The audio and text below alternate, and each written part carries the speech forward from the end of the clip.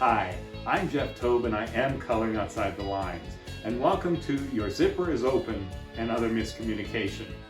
I have to explain why I named this presentation what I did. Just before COVID, I was in the Atlanta airport and I was lined up at a restaurant waiting to order my food and I feel a tap on my shoulder. I look behind me, it's a young lady, and she said to me, excuse me, sir, but your zipper is open. I was horrified. I kind of slowly looked down. Everything seems to be okay. I turn back and she looks at me and she goes, oh, I meant the zipper on your backpack. You see, miscommunication happens. And so in this video, I want to focus on communication skills. I know that we've had a lot of training, all of us, in communication, but maybe I can bring some light as to new ways to look at what we do from a different perspective. So I understand that that picture is gross, as my kids would say, but it really gets across the message I'm trying to get across. It's about listening to your environment for whispers of opportunity.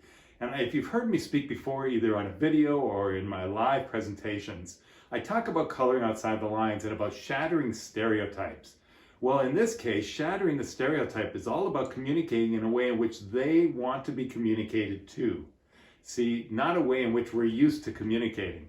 So we've got to sort of change our perspective a little bit. So how do we define communication?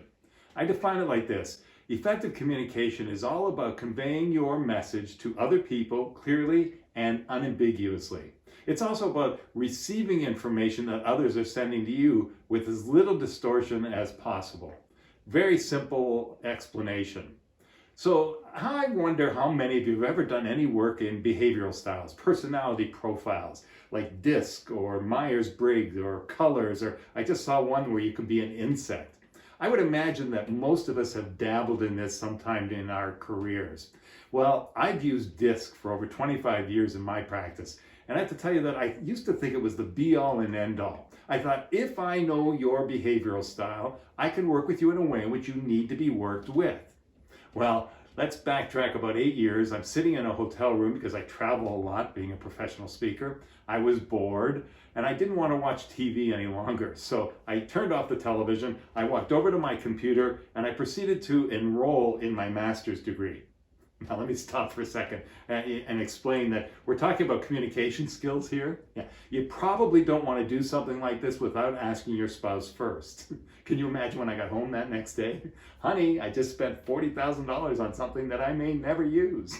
So yeah, I fall into communication challenges as well. But like I said, I used to think this was the be-all and end-all. But then I realized that it's not. It's only one obstacle we face to better communicating with our internal and external customer. There are other obstacles. How about this? There is a difference between man and woman. Now guys, don't be offended. We're just a little less sophisticated, that's all. But what does this go back to? It goes back to a book that was written, believe it or not, in 1995 by John Gray. The book was called Men Are From Mars, Women Are From Venus. And I loved it because it was the first time that a psychologist had actually examined the difference in communication between man and woman.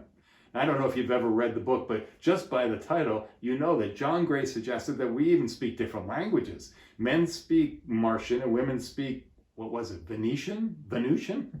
Oh, I can prove it to you. We are a page out of the book in my house.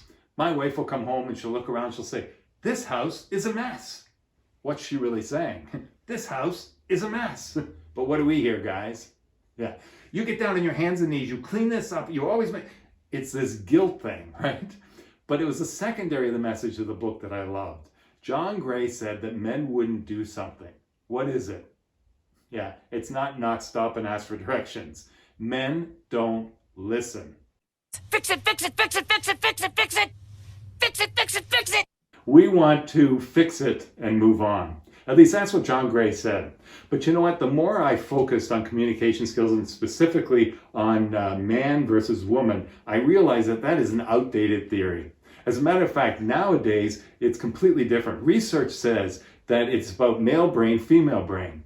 And just to make it simple is that every single one of us have male brain, female brain.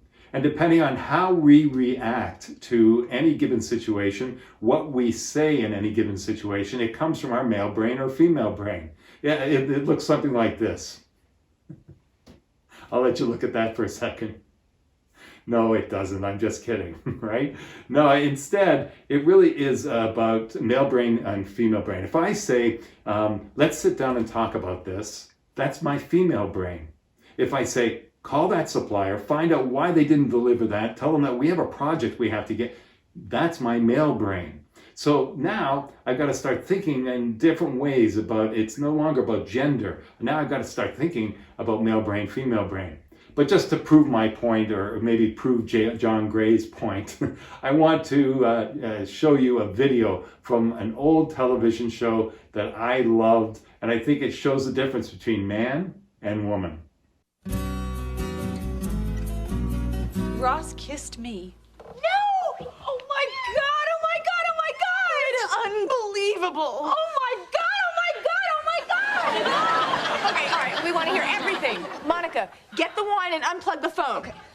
Rachel, does this end well, or do we need to get tissues? Oh, it ended very well. Oh, do not start without me! Do not start without me! Okay, all right, let's hear about the kiss. Was it like a soft brush against your lips, or was it like a, I gotta have you now kind of thing? Well, at first it was really intense, and then, oh, God, and then we just sort of sunk into it. Oh, so, okay, was he holding you, or was his hands, on your back? And, No, actually, first they started out on my waist, and then they slid up, and then they were in my hair. Oh. And then I kissed her. Tongue? Yeah. Cool. I couldn't have said it any better. So now I got to think about your personality.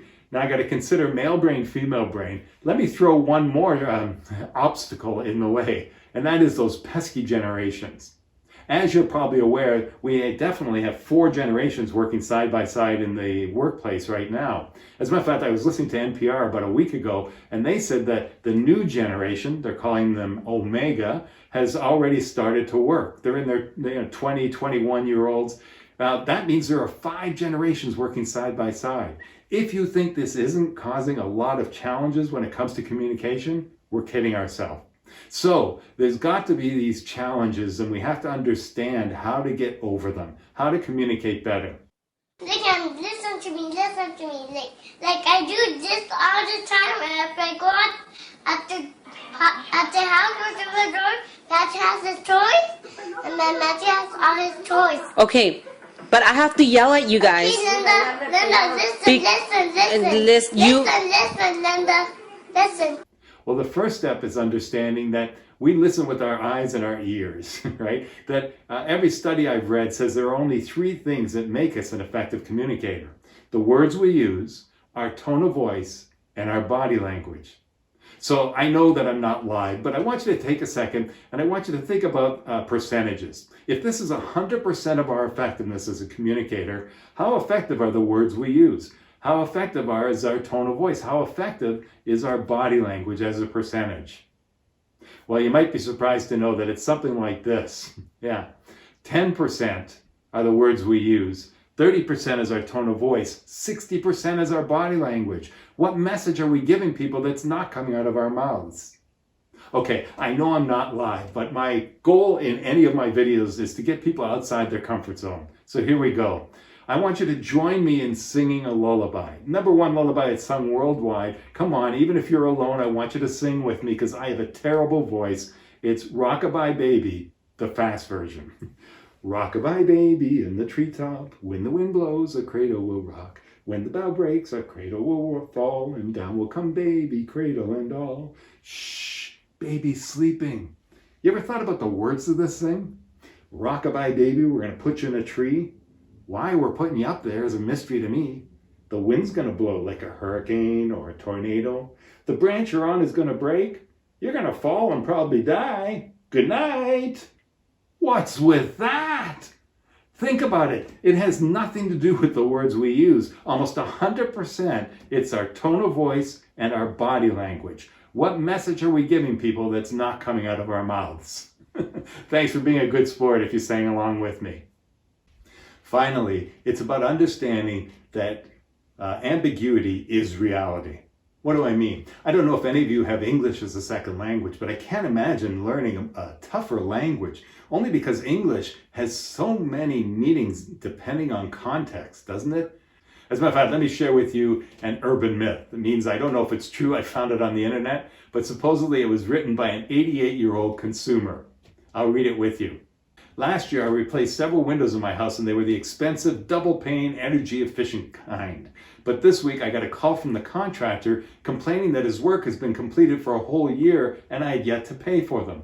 Boy, oh boy, did we go round. Just because I'm old doesn't mean that I'm automatically stupid.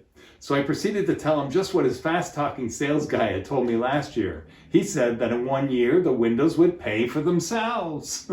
There was silence on the other end of the line, and I just hung up. I haven't heard back. I guess I must have won that silly argument. Yeah, ambiguity is reality. So the bottom line is this: what are the two most challenging communication tools we have at our disposal today? You probably said it. It's email and texting. Think about it. The minute you sit down and you start to type or you start to thumb, we've lost 60% of our body language. We've lost 30% of our tone of voice. We are now down to 10% are the words we use. And you better make sure that the words you use are the words you want me, as your recipient of that text or email, to understand. So in conclusion, wrapping up, you know that I talk about coloring outside the lines. And I think that no matter what, we need to exercise our risk muscle. There is no such thing. It simply means getting outside your comfort zone and trying some new things, being aware especially of those statistics that I told you: 10% words, 30% tone of voice, and 60% body language. So it's all about a poem that my dad gave me. I've shared on many videos in the past. But the first line is, coloring outside the lines is scary business. And it is. I'm asking you to get outside your comfort zone. 21 days. 21 days to make, break, or change any habit. For the next 21 days, just be conscious of your communication. And before I leave you, I want to make you an offer. If you're interested, I'd love for you to get a free copy of my book. All you have to do is send me an email at jeff@jefftobe.com. In the subject line, please put free book. And when you're writing, just tell me where you heard me. And I'd be glad to send you a PDF of my book with my compliments. Until next time, this is Jeff Tobe urging you to keep coloring outside the lines.